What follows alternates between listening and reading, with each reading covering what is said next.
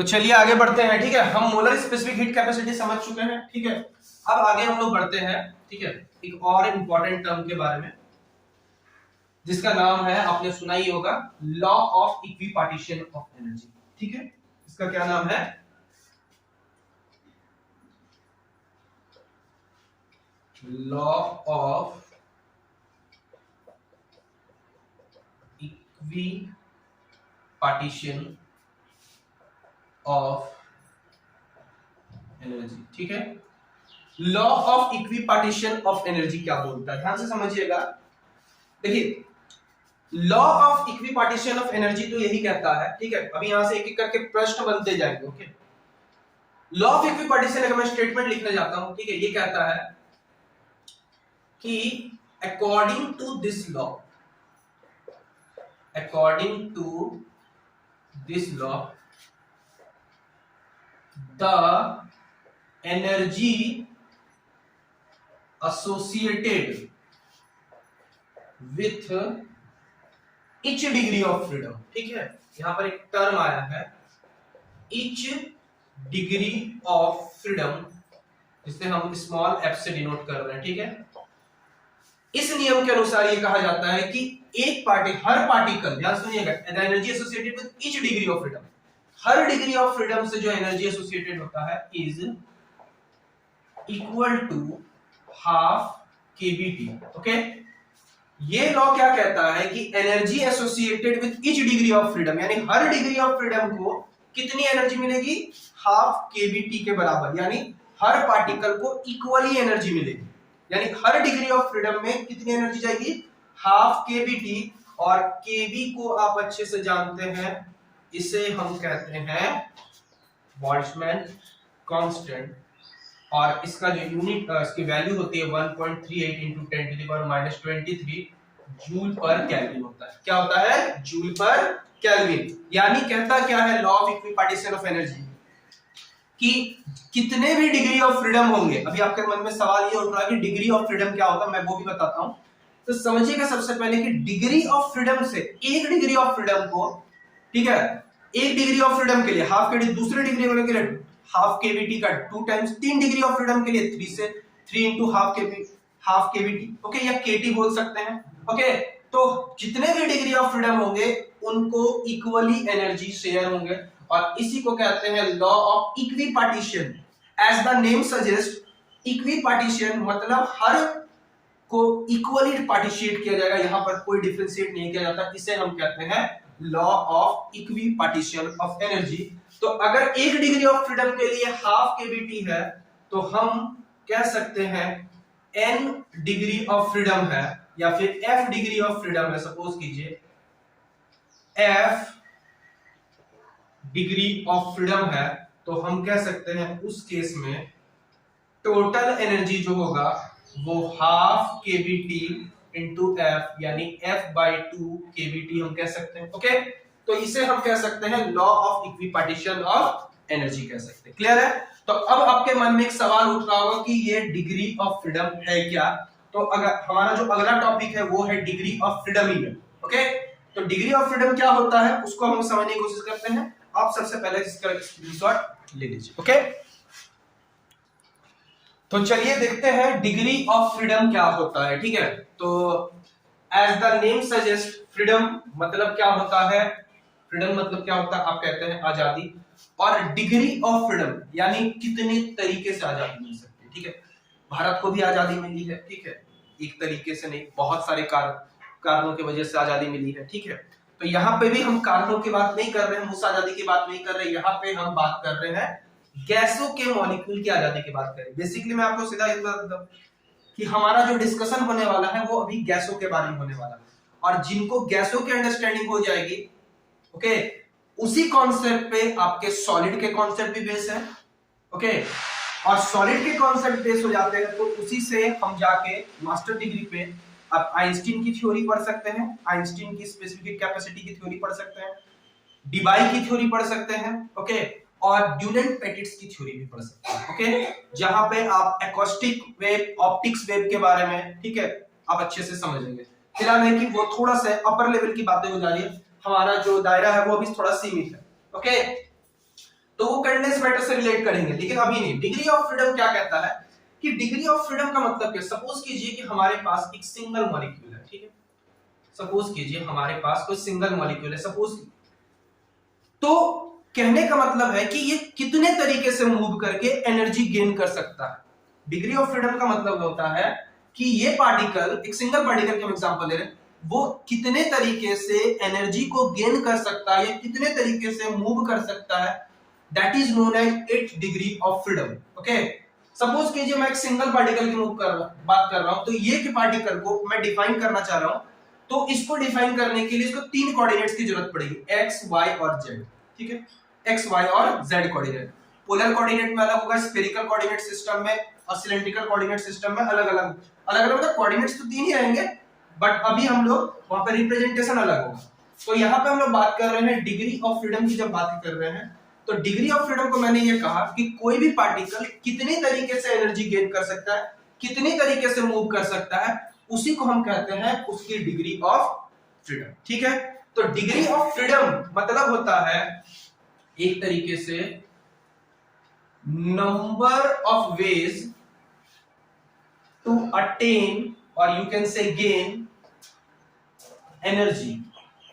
Energy कितना gain करता है उसकी बात नहीं कर रहे, कितने तरीके से एनर्जी गेन कर सकता है is called DOF। You can short में हम लोग क्या डिग्री ऑफ फ्रीडम से रिप्रेजेंट करेंगे। ओके, क्या रिप्रेजेंट करेंगे इससे हम, डिग्री ऑफ फ्रीडम। ओके, अब बात है कि पार्टिकल कितने तरीके से एनर्जी गेन कर सकता है। तो याद रखिएगा पार्टिकल बेसिकली तीन तरीके से एनर्जी गेन कर सकता है।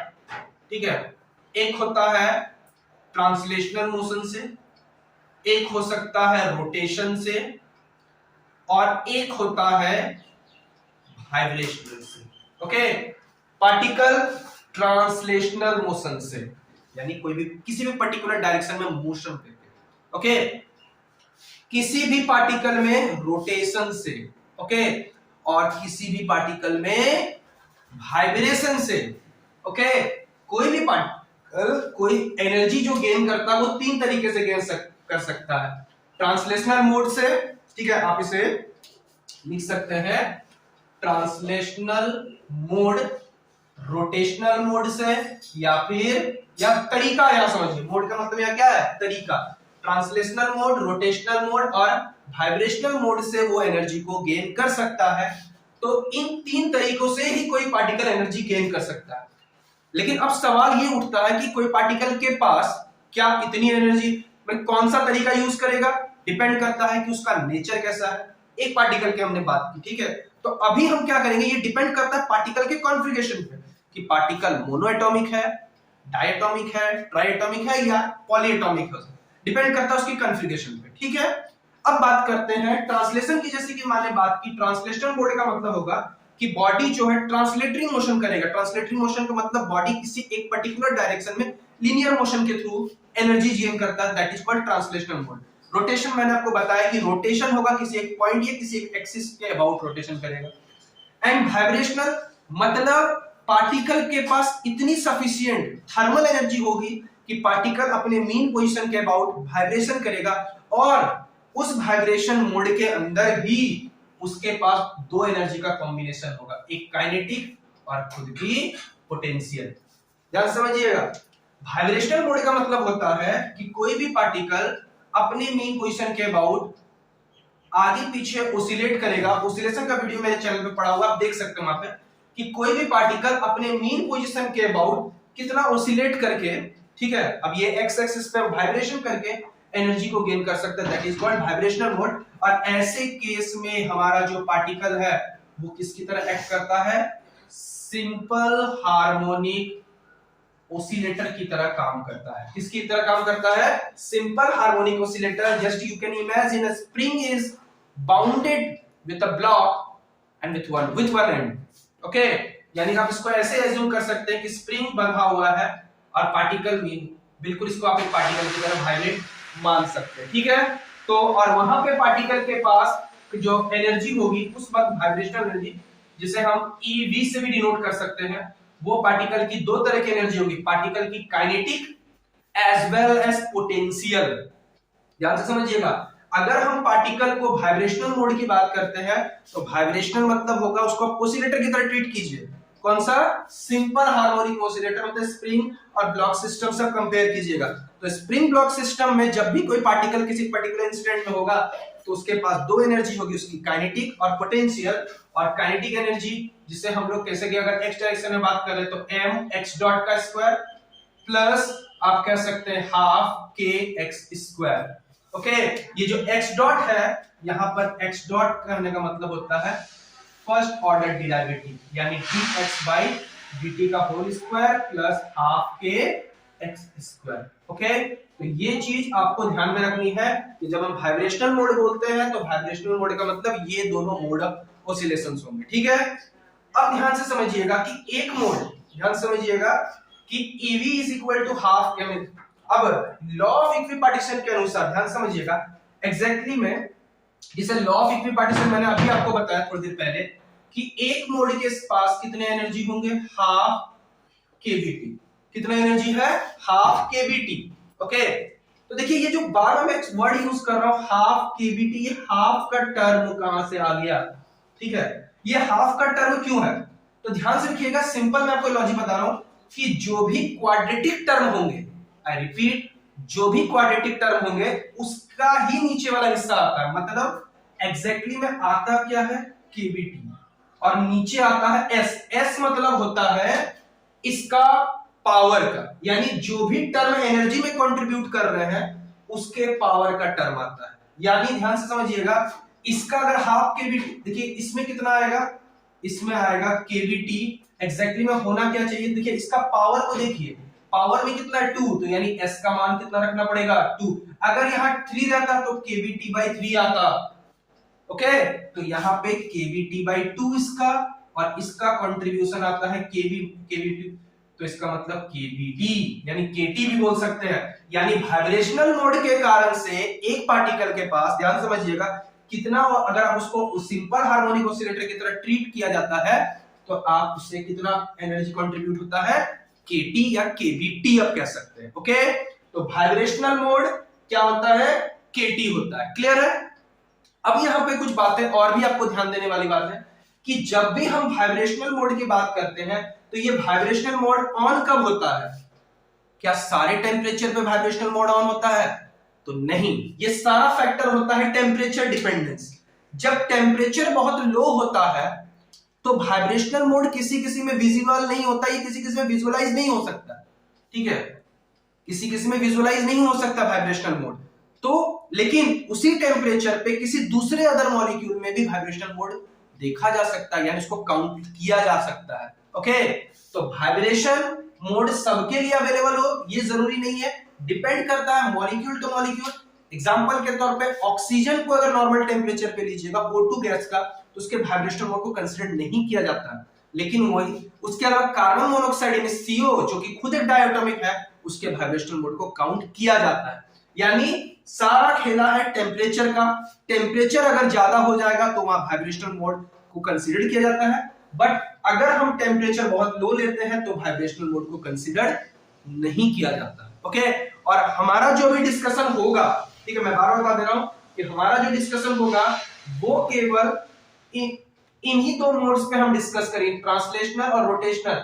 वाइब्रेशनल को हम साइड रख के करेंगे। क्लियर है? क्योंकि वाइब्रेशनल टेम्परेचर डिपेंडेंट फैक्टर है। ओके, बट ऐसा नहीं है कि हम उसे नेग्लेक्ट कर रहे हैं। ठीक है, बस अभी समझदारी के लिए हम लोग उसे क्या करते हैं, ज्यादा यूज करते हैं। मोस्ट कॉमन या मोस्ट जनरल केस में वाइब्रेशनल मोड कंसीडर नहीं किया जाता है जब तक कि कोई स्पेसिफिक टेम्परेचर की बात है या फिर कहीं किसी क्वेश्चन में मेंशन नहीं किया जा सकता। ठीक है, तो आई होप कि मेरी ये जो छोटा सा बात हमने बताने की कोशिश की कि कौन कौन तरीके से पार्टिकल एनर्जी गेन करता है।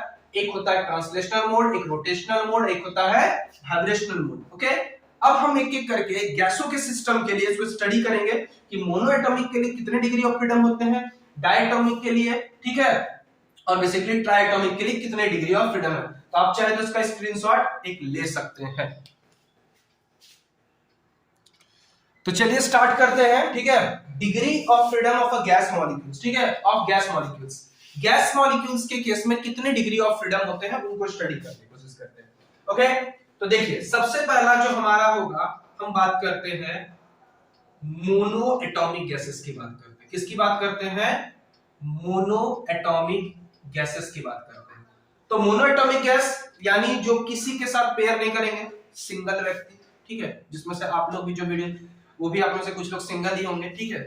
तो मोनो एटॉमिक गैसेस की बात करते हैं तो जो अकेला रहता है, जैसे कि ग्रुप 18 के एलिमेंट, ठीक है, मेरे सामने पीरियोडिक टेबल है, तो यहाँ हीलियम है, नियॉन है, आर्गन है, that are called mono atomic. तो मोनो एटॉमिक जो गैसेस होते हैं, ठीक है, उनको या फिर एक ग्रुप 18 के एलिमेंट को बेसिकली मोनो एटॉमिक होते हैं, ठीक है, यानी वो क्या रहेंगे, सिंगली एग्जिस्ट करेंगे, ठीक है। अब बात करते हैं इसका कितना डिग्री ऑफ फ्रीडम होगा, ठीक है। तो एक चीज मुझे बताइए, मैं बार बार बोल रहा हूं वाइब्रेशन हम नहीं देख रहे, ठीक है, वाइब्रेशन को नहीं देख रहे। बात करते हैं यहां पे कि ये बॉडी जो है, ये पार्टिकल जो है, वो x की तरफ मूव कर सकता है, y की तरफ मूव कर सकता है, z की तरफ, ये तीन ट्रांसलेशनल होंगे, ठीक है। उसके पास ट्रांसलेशनल कितने हैं? ट्रांसलेशनल कितने हैं? 3। कैसे? और ट्रांसलेशन में कैसे करके आप उसको दिखा सकते हैं? ट्रांसलेशन में हाफ m, अगर x की तरफ जा रहा तो vx स्क्वायर, और ये क्या है, एवरेज वेलोसिटी की बात की जा रही है, ठीक है, एवरेज वेलोसिटी, ठीक है, हाफ m vy का square plus half m vz का स्क्वायर। ये हो गया 3 मोड ऑफ ट्रांसलेशन की बात कर ले, ठीक है। दूसरा बात होता है, ठीक है, ये ट्रांसलेशनल है। बात करते हैं रोटेशनल। अब एक बात समझिएगा, रोटेशनल होना कितना चाहिए? एक्चुअली रोटेशन काइनेटिक एनर्जी का फॉर्मूला तो आप जानते हैं, काइनेटिक एनर्जी, ठीक है, इस सारे के सारे क्या है, काइनेटिक एनर्जी का टर्म है, हाफ आई ओमेगा स्क्वायर, आपने पढ़ा हुआ था। I stands for moment of inertia और omega it's called angular velocity. तो यहाँ पे जब हम बात करते हैं पार्टिकल की, तो ये पार्टिकल खुद भी बहुत छोटा है, तो इसका एक्सिस ऑफ रोटेशन तो कुछ भी नहीं हो सकता। हालांकि हो सकता है, हमारे एटम खुद के मीन पोजीशन के अबाउट खुद को एक्सिस मान के रोटेशन में, बट वो बहुत ही छोटा है। तो आप कह सकते हैं कि इसके अंदर कोई भी यानी एवरेज वैल्यू ओमेगा की हम कह सकते हैं 0 हो सकता है, क्योंकि पार्टिकल खुद के एक्सिस पे मान के चलो घूम रहा होगा, तो रोटेशन काइनेटिक एनर्जी नेग्लिजिबल है, तो इसको हम लोग क्या करेंगे, नेग्लेक्ट, यानी 0। और अगर सिर्फ हम ट्रांसलेशनल रोटेशन को बात करते हैं, तो एक मोनो एटॉमिक गैस के पास डिग्री ऑफ फ्रीडम कितना है, डिग्री ऑफ फ्रीडम कितना है, 3। यानी जनरल केस में ट्रांसलेशनल और रोटेशन के केस कारण से डिग्री ऑफ फ्रीडम कितना होता है, 3 होता है। क्लियर है? ये बात हो गई मोनो एटॉमिक गैसेस की, ठीक है। दूसरी बात करते हैं हम लोग, किसकी बात करते हैं, डाई एटॉमिक गैसेस की बात करते हैं, ठीक है। तो डाई एटॉमिक गैसेस के एग्जांपल हमने बताया O2, N2, H2, those have 2 electrons, ठीक है, 2 इलेक्ट्रॉन्स आई कैन 2 मॉलिक्यूल्स, जहां पर 2 एटम्स अटैच होते हैं, ठीक है, वहां पे हम लोग बात करते हैं डाई एटॉमिक गैसेस की। तो डाई एटॉमिक गैसेस की जब हम बात करते हैं, ये रहा डाई एटॉमिक गैसेस, ओके। अब बात करते हैं इसके पास कितने डिग्री ऑफ फ्रीडम हो सकते हैं, ध्यान से समझिएगा। अगर हम बात करते हैं ट्रांसलेशनल की बात करते हैं, ठीक है, ट्रांसलेशनल की बात करते हैं, ट्रांसलेशन मतलब लिनियर मोशन में समझेंगे। ये पूरा सिस्टम, ये पूरा, ठीक है, जैसे ये पेन है, मैं सिंपल बता रहा हूं, ये पेन हमने लगा दिया और ये हमने एक पेन लगा दिया, ठीक है, ध्यान से समझिए। ये पूरा x के तरफ, पूरा y के तरफ, पूरा z के तरफ, 3 मोड हो गए ट्रांसलेशनल के। अब बात करते हैं रोटेशन की बात करते हैं, ठीक है। तो ध्यान समझिएगा, अगर ये पार्टिकल ये x एक्सिस है, तो पार्टिकल वो इसको मान के घूम सकता है y को, या फिर z एक्सिस को, अगर ये z है ऐसे करके आपकी तरफ z है, ठीक है, तो ये पार्टिकल ऐसे भी घूम सकता है, ठीक है, तो पार्टिकल ऐसे भी घूम सकता है। यानी पार्टिकल के पास एक्चुअली क्या होगा, अगर ये खुद x एक्सिस है तो वो y को और z को एक्सिस मान के क्या कर सकता है, रोटेशन कर सकता है कि नहीं कर सकता। यानी खुद का एक्सिस पे रोटेशन करेगा तो मोमेंट ऑफ इनर्शिया कैसे हो जाएगा। मोमेंट ऑफ इनर्शिया का जनरली जो फार्मूला होता है हाफ आई ओमेगा स्क्वायर, और आई निकालने के लिए आप यूज करते हैं समेशन एम आर स्क्वायर। तो एम आर स्क्वायर में डिस्टेंस ही नहीं होगा वहां पे, तो खुद के एक्सिस पे तो नहीं हो सकता, केवल वाई और जेड पे हो सकता है। यानी पार्टिकल जो है वो वाई को एक्सिस मान के घूमेगा, या फिर जेड को एक्सिस मान के घूमेगा, तो रोटेशन के कारण से 2 आ जाएगा, और टोटल जो डिग्री ऑफ फ्रीडम होगा वो 3 और 2 कितना आ जाएगा, 3 और 2 कितना आ जाएगा, डिग्री ऑफ फ्रीडम कितना आ जाएगा, 5 आ जाएगा। ओके, 3 और 2 कितना आ जाएगा, 5 आ जाएगा। क्लियर है? आपको ये बात समझ में आ गई? क्लियर है? अब बात करते हैं, यहां से ध्यान से समझिएगा, बात करते हैं ट्राई एटॉमिक की। ठीक है, बात किसकी कर रहे हैं? ट्राइएटॉमिक गैसेस की। ठीक है, तो ट्राइएटॉमिक गैसेस की जब हम बात करते हैं, डिग्री ऑफ फ्रीडम की बात करते हैं, तो ट्राइएटॉमिक गैसेस में ध्यान समझिएगा, ट्राइएटॉमिक थोड़ा सा एक्चुअली ट्राइएटॉमिक ये भी हो सकता है ट्राइएटॉमिक, या फिर ये भी हो सकता है, तो ट्राइएटॉमिक, ये दोनों ही तो ट्राइएटॉमिक कॉन्फ़िगरेशन है, ये भी ट्राइएटॉमिक और ये भी ट्राइएटॉमिक गैस का ही कॉन्फ़िगरेशन है। बस इसमें और इसमें क्या आपको देखने को मिलेगा कि इसमें निकालिएगा तो डिग्री ऑफ फ्रीडम अंतर आएगा, इसमें डिग्री ऑफ फ्रीडम अंतर आएगा। ओके, अब समझिएगा, इसमें थोड़ा निकालना क्रिटिकल हो जाता है। ठीक है, इसमें निकालना थोड़ा सा क्रिटिकल है, तो आप वीडियो को पॉज करके मुझे बताइए कि इसके लिए डिग्री ऑफ फ्रीडम कितना रहेगा और इसके लिए डिग्री ऑफ फ्रीडम कितना रहेगा। ठीक है, क्लियर है? तो आप मुझे वीडियो को पॉज करके बताइए कितना डिग्री ऑफ फ्रीडम आ सकता है। तो आई होप कि आपने वीडियो पॉज करके इसे क्या किया होगा, निकालने की कोशिश की होगी। बट देखिए मैं आपको बताता हूं। ठीक है, सबसे पहले इसमें ध्यान रखिए कि ये इतनी आसानी से निकलेगा नहीं और इसके बाद भी इतनी आसानी से नहीं निकलने वाला है। डायटोमिक गैसेस की जब हम जैसे ध्यान सॉरी डायटोमिक गैसेस में अगर जैसे कि यहाँ पर ट्रांसलेशनल रोटेशन हमने देखा, उसके कारण से 5 आता, तो अगर मान के चलिए उसमें वाइब्रेशन भी ऐड हो जाता, सपोज कीजिए, तो वाइब्रेशन भी ऐड होता, तो वाइब्रेशन के कारण से एक मोड और ऑन हो जाता। तो इसका मतलब वाइब्रेशन मैंने बताया कंसीडर नहीं करना, मैं अगर सिंपल बता रहा हूं कि वाइब्रेशन कर रहा है तो एक मोड और हो जाता, तब वहां पे डिग्री ऑफ फ्रीडम कितना हो जाता? 6 हो जाता। ठीक है, डायटोमिक के केस में, डायटोमिक केस में डिग्री ऑफ फ्रीडम अगर वाइब्रेशन कंसीडर किया जाता तो 6 हो जाता, अदरवाइज आप 5 ही कंसीडर कीजिए। ठीक है, बट अब बात करते हैं डायटोमिक, पॉलीएटोमिक या कोई भी पॉलीएटोमिक के लिए मैं आपको सिंपल सा एक ट्रिक बताता हूं जिसमें आसानी से आपका निकल जाएगा, चाहे वो मोनो रहे। याद रखिएगा, मोनो के लिए 3 डिग्री ऑफ फ्रीडम आता है। ठीक है, कितना है डिग्री ऑफ फ्रीडम? 3, 5 और इन दोनों का देखते हैं। ठीक है,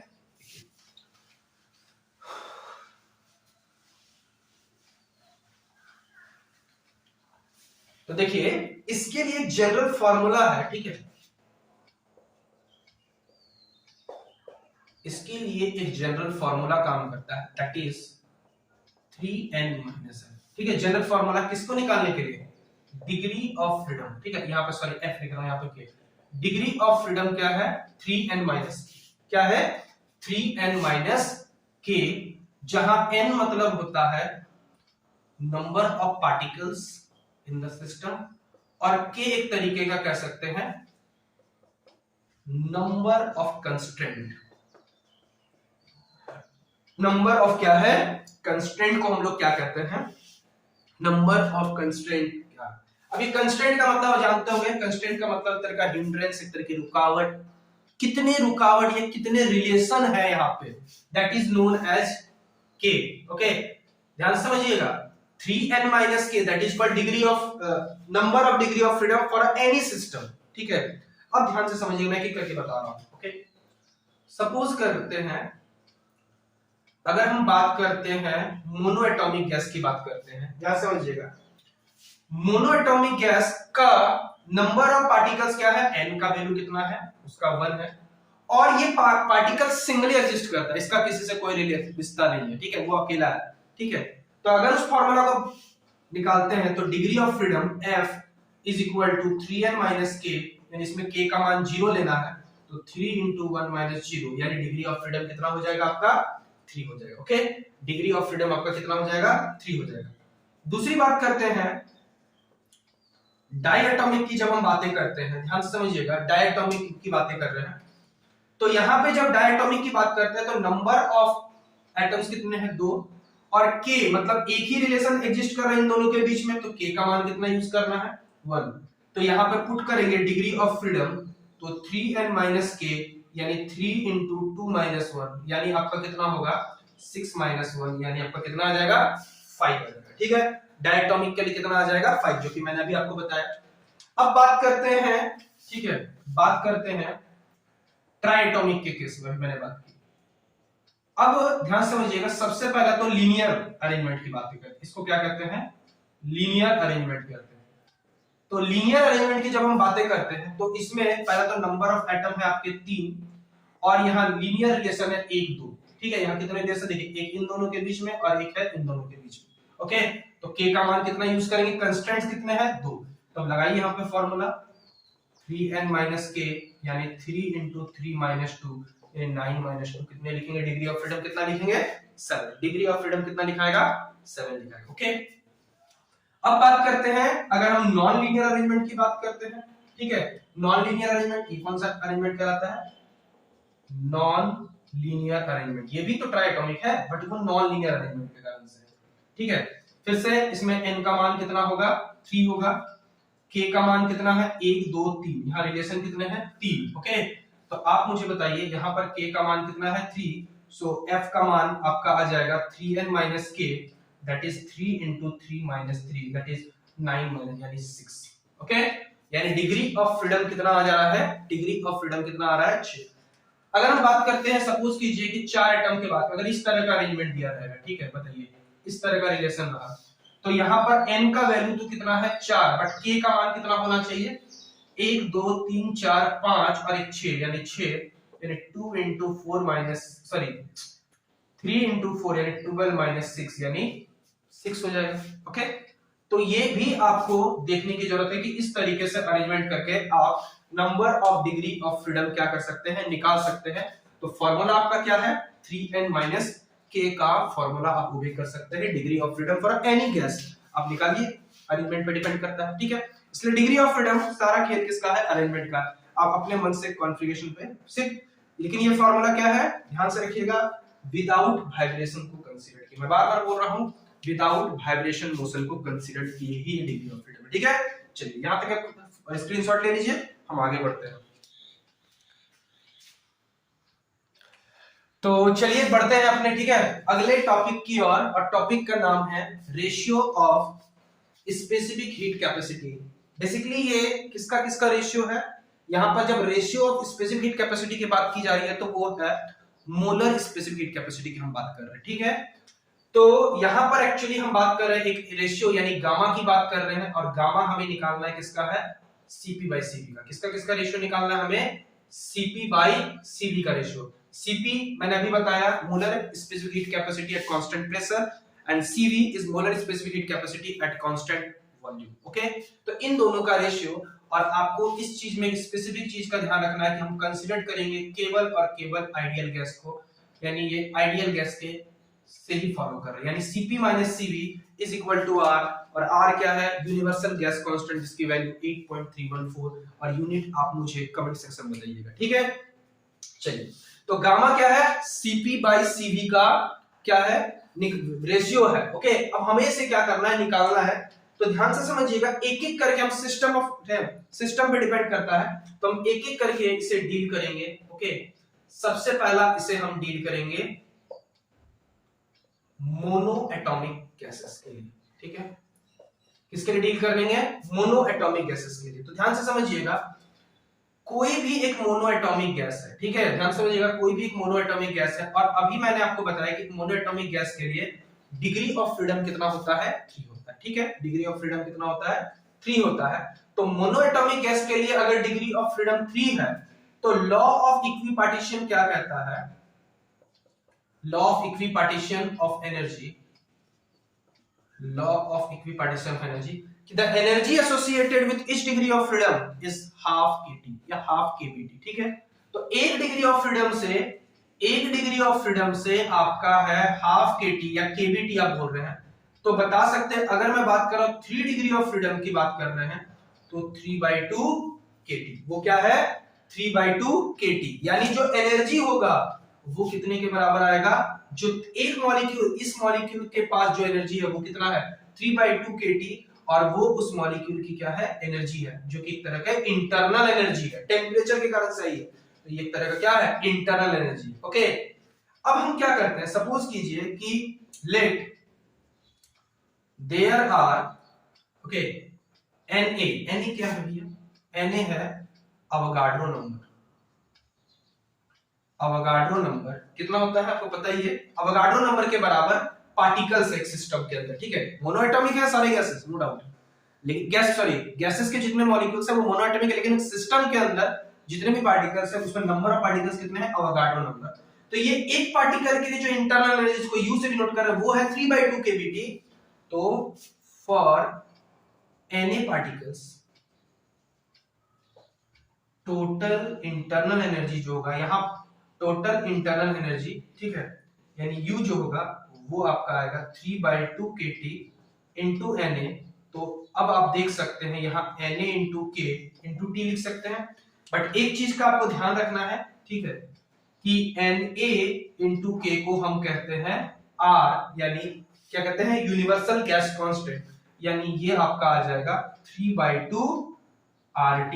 ये आपका क्या आ जाएगा 3/2 RT, और ये क्या है आपका है टोटल इंटरनल एनर्जी। क्या होता है ये, टोटल इंटरनल एनर्जी, जो कि आपका आता है 3/2 RT का फंक्शन है। ओके, इसे ये हमारा क्या निकला U, बट मैंने अभी आपको बताया कि CV बराबर होता है, ठीक है, du/dt। अगर हम ध्यान से समझिएगा, सिस्टम में हमने कितने मॉलिक्यूल्स लिए हैं, अवोगाड्रो नंबर के बराबर, और आपको पता है कि जब भी हम अवोगाड्रो नंबर के बराबर पार्टिकल्स लेंगे तो उसमें नंबर ऑफ मॉलिक्यूल्स कितने हो जाएंगे, एक, सॉरी नंबर ऑफ मोल्स कितने हो गए, अवोगाड्रो नंबर के बराबर यानी एक मोल, यानी n का मान कितना रखना है 1, इसलिए हमने यहाँ पे 1 रखा है। ओके, तो जब आप CV बराबर du/dt करते हैं तो du/dt, और u का मान यहां से हम लोग पुट करते हैं 3/2 RT, तो CV यानी 3/2 R आएगा। ये आपका क्या निकलेगा, ये आपका क्या निकलेगा 3/2 R निकलेगा। ओके, अब हमें रिलेशन पता है Cp minus CV is equal to R, तो Cp is equal to R plus CV, तो R plus 3/2 R that is 5/2 R, यानी this is the value of Cp। क्या निकला Cp, एंड गामा जो होगा यहाँ पे आपको निकालना है gamma, that is Cp/CV that is 5/2 R that by 3 R/2, and it's become 5/3 that is 1.67। Okay, that is 1.67, यानी मोनोएटॉमिक गैस के लिए जो ratio of specific heat capacity है, मोनो स्पेसिफिक हीट कैपेसिटी है, वो है 1.67 यानी 5/3। ठीक है, तो ये हमने मोनोएटॉमिक गैस के लिए हमने डील किया। ओके, आई होप कि आपको ये चीज समझ में आ गई हो। चाहे तो इसका स्क्रीनशॉट ले सकते हैं, कोई भी डाउट है तो आप कमेंट सेक्शन में कमेंट करके पूछ सकते हैं। ठीक है, अब हम लोग बढ़ेंगे, मोनो अगर एटॉमिक समझ में आ गया है तो आप बिल्कुल हूबहू इसी में चेंजेस करके डाई एटॉमिक भी ला सकते हैं और ट्राई एटॉमिक भी, या एनी पॉली एटॉमिक गैसेस के लिए भी ला सकते हैं। सपोज कीजिए मैं यहां मोनो हटा के डाई एटॉमिक लिखने वाला हूं। ठीक है, तो आपको मैंने बताया कि डाई एटॉमिक गैसेस के लिए डिग्री ऑफ फ्रीडम कितना होगा 5, तो जहां पे यहाँ पे अगर आप 5 कर देंगे तो यहाँ भी 5 हो जाएगा। ओके, तो यहाँ भी आपका क्या हो जाएगा, क्या हो जाएगा 5 आ जाएगा। अब यहाँ जैसे ही 5 आएगा तो यहाँ भी आपका क्या आ जाएगा 5 आ जाएगा। ठीक है, सो सिंपल, क्योंकि उसके लिए इंटरनल एनर्जी कितना आएगा 5/2 RT। अब यहाँ 5 आएगा तो आप यहाँ भी क्या लिख सकते हैं 5 लिख सकते हैं, यहाँ भी क्या लिख सकते हैं 5 लिख सकते हैं, और यहाँ भी 5 लिख सकते हैं, और यहाँ 5 और यहाँ क्या लिख 7 लिख सकते हैं, और यहाँ आप लिख सकते हैं 7R/2, और यहाँ पे लिख सकते हैं 5R/2, that become 7/5 that is 1.4। Okay, देख सकते हैं यहाँ पे गामा का मान मोनोएटॉमिक की तुलना में क्या है कम आया, वो 1.67 था, ये 1.4 है। ठीक है, ये आ गया किसके लिए डाई एटॉमिक के केस में। क्लियर है, तो आप चाहे तो इसका स्क्रीनशॉट एक आराम से ले लीजिए। ठीक है, डाई एटॉमिक समझ में आ गया है। ओके, ले चुके आप स्क्रीनशॉट। अब बात करते हैं डायटोमिक के बाद अगर हम बात करते हैं ट्राइएटोमिक। ठीक है, अब ट्राइएटोमिक का 2 अरेंजमेंट है, मैंने आपको पढ़ाया अभी लीनियर और नॉन लीनियर। ओके, एक एग्जांपल लेते हैं, मैं सोच चलता हूं कि अगर मैं इसको लीनियर अरेंजमेंट ही लेके चलूं, तो अभी मैंने आपको बताया क्या फार्मूला बताया 3n - k, 3 × 3 9, और यहाँ पर 2 यानी 7 डिग्री ऑफ फ्रीडम आएंगे। कितने आएंगे 7 डिग्री ऑफ फ्रीडम आएंगे। तो यहाँ अगर 7 आता है तो आप यहाँ भी 7 लिख सकते हैं, यहाँ भी 7 लिख सकते हैं, यहाँ भी आप 7 लिख सकते हैं, यहाँ भी आप 7 लिख सकते हैं, यहाँ भी आप 7 लिख सकते हैं। ओके, अब जब यहाँ 7 लिख रहे हैं तो यहाँ भी 7 लिखिएगा, यहाँ भी 7 लिखिएगा, और यहाँ भी 7, तो यहाँ आपका 9/2, यहाँ पे आपका 9 और यहाँ 7, तो दैट इज आपका आ जाएगा 9/7, और 9/7 को हम इन जनरल 1.2 यानी आप देखो 14, ठीक है, देखिए 9 7 बच गया आपका कितना 20, तो 2 बार 14 60 और यहाँ पर 60 तो 1.28, ठीक है। तो एक चीज आपका यहाँ से ट्राई एटॉमिक निकल गया, ठीक है। तो यहाँ से हमने क्या निकाल लिया, ट्राई एटॉमिक मॉलिक्यूल का निकाल लिया, ओके। अब उसमें नॉन लीनियर बोलता था, यहाँ पर 6 कर देंगे और कोई बड़ा इशू नहीं। लेकिन हम मानते हैं हम जनरल चीज पे जाना चाहते हैं, ठीक है। मान लीजिए यहाँ पर डाई नहीं, ट्राई नहीं, सिंपल इन जनरल आपको बोला जाता पॉली एटॉमिक गैसेस के लिए। किसका बोला जाता, पॉली एटॉमिक गैसेस के लिए। और पॉली एटॉमिक गैस के लिए अगर हमें नहीं पता तो हम उसे F मान लेते हैं, ठीक है। तो अगर हम इसे F मानते हैं तो यहाँ भी हम इसे क्या लिखेंगे, F लिखेंगे। यहाँ पे भी क्या लिखेंगे, F लिखेंगे। यहाँ पे भी क्या लिखेंगे, F लिख के चलेंगे। यहाँ पे भी क्या लिख के चलेंगे, F। F is number of sorry degree of freedom, okay. यहाँ पे भी क्या लिख के चलेंगे, F। यहाँ पे भी F, यहाँ पे भी F, और यहाँ पे आपको थोड़ा सा ध्यान देने की जरूरत है, ठीक है। यहाँ पे हम जब ध्यान देंगे तो यहाँ पे Cp आएगा वो 1 प्लस F/2 आ जाएगा, और यहाँ पे कितना आएगा, R आएगा, ठीक है। और जब इस बार हम जब गामा निकालने की कोशिश करेंगे तो गामा जो होगा वो Cp/Cv यानी 1 प्लस 2/F, और एग्जैक्टली आप इसको ऐसे लिख सकते हैं F प्लस 2 बाई, इस तरीके से लिख लीजिए, ज्यादा बेटर रहेगा, ठीक है। F प्लस 2/F यानी F प्लस 2/2 इंटू R, और Cv का जो मान है वो है FR/2। तो ये और ये कैंसिल हो जाएगा, तो आपका बच जाएगा F प्लस 2/F, तो 1 प्लस 2/F, ठीक है। क्लियर है। तो क्या आया रिलेशन, ध्यान से समझिएगा, क्या आया relation, 1 plus 2/F that is the ratio of specific heat capacity. अब आप इस फार्मूला को कहीं भी लगाइए, आप सिर्फ डिग्री ऑफ फ्रीडम जानते हैं तो आराम से निकाल सकते हैं। लगा लीजिए मोनोएटॉमिक के लिए डिग्री ऑफ फ्रीडम 3 होता है, तो 1 plus 2/3 that is 0.67, that is 1.67। Diatomic लगाएंगे तो 2/5 दैट इज 0.4, तो 1.4, ओके। तो ये जनरल फार्मूला हो गया, आप चाहे तो इसी को लगाइए, और इन शॉर्ट मैंने आपको डिटेल में यहाँ पे बता दिया, ठीक है। तो वीडियो को यहीं पर समाप्त करेंगे। यहाँ पे आज के वीडियो में हमने स्पेसिफिक कैपेसिटी क्या होता है उसके टाइप्स पढ़ लिए। इसके बाद ये इक्विपार्टीशन ऑफ एनर्जी क्या होता है, वाइब्रेशन मोड को क्या करना है नहीं करना है, कितने तरीके से एनर्जी गेन कर सकता है, डिग्री ऑफ फ्रीडम क्या हो सकता है, अलग अलग मॉलिक्यूल्स के लिए क्या क्या कर सकते हैं, और ratio of specific heat capacity क्या होता है। मैंने इतना चीज आपको इस वीडियो में बता दिया, ठीक है। आई होप कि आपको ये वीडियो पसंद आए, ओके। अगर वीडियो पसंद आए तो शेयर कीजिएगा, और नहीं शेयर है तो डिसलाइक का बटन है, आप आराम से वहां पर डिसलाइक कर सकते हैं, ठीक है। चलिए आगे बढ़ते हैं, तब तक के लिए tata bye bye, see you, okay.